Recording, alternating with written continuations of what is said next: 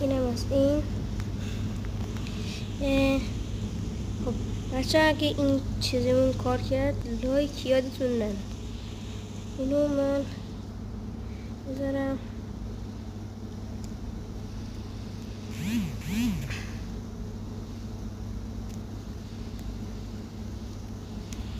چرا رفت این تو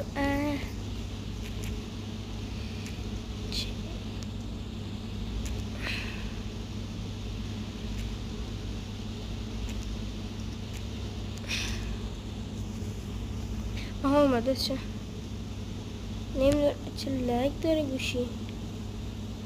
آها خب چون اگه چالش اون کار کرد لایک یادتون نره، ساب کنید و ویدیومونو اشتراک بگذارید. خب اومد اینو الان اینجا بذاریم، اینم اینجا واسه، اینم الان اینجا وصله.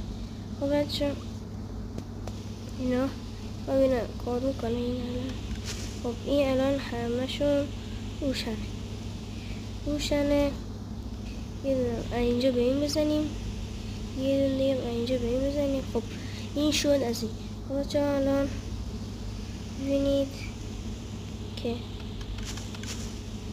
نیا کنید. خب الان بقیش بذارم. خب اینا اینجاشون درسته، نه حتی لازم نیست اینو اینجوری کنید. خب اینو باید دوباره برداریم، یعنی بردارم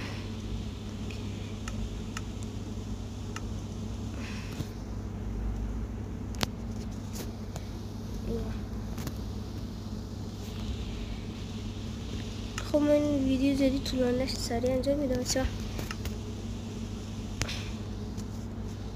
خب همه نمیتونید الان ابزارهای مورد نیازش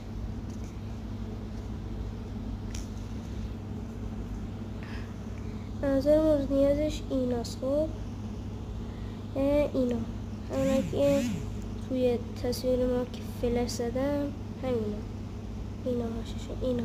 خب بریم که امتحان کنیم. خب بهتون گفتم من یک کانالم دارم، لینکش هم میذارم. خب بریم واسه یه تستش ببینیم که اصلا کار میکنه. چرا اینجوری شد؟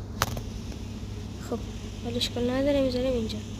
اینو ببینیم اصلا کار میکنه. خب قشنگ دیدید که رفت. قشنگ اینجوری من زاویه